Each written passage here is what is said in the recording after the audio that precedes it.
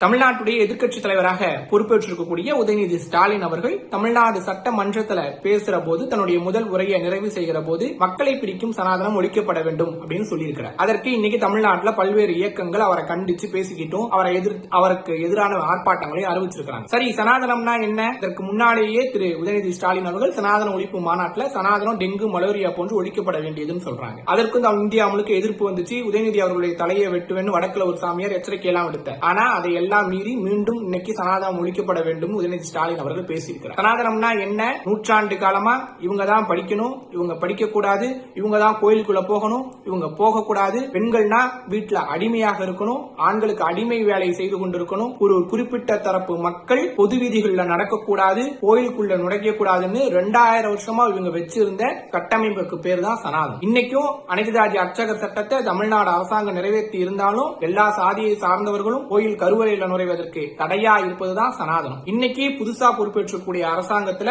முதலமைச்சருடைய ஜோதிட ஆலோசகருக்கு அரசுல வேலை கொடுத்தா அதற்கு பேர் தான் சனாதனம். இன்னைக்கு தமிழ்நாடு அரசாங்கம் உருவாக்கி வைத்திருக்கக்கூடிய இந்து சமய அறநிலையத்துறையில ஒரு பார்ப்பனரை கொண்டு வந்து நீங்க தலைமை செயலாளரா அதுக்கு போடுறீங்கன்னு சொன்னா அதற்கு பேர் தான் சனாதனம். அதற்கு எதிராக தான் போராடுவோம். திராவிட இயக்கம் ஏற்ற தாழ்வுகளை வீழ்த்துவதற்கு வந்த இயக்கம், ஏற்ற தாழ்வுகளை வீழ்த்த வந்த இயக்கம், சனாதன கட்டமைப்பை உடைப்பதற்கு தொடர்ந்து போராடும். திராவிட இயக்க வாரிசா உதயநிதி அதை தொடர்ந்து செய்வார். அவருக்கு பின்னாடி நாங்கள் அணிவகுத்து நிற்போம்.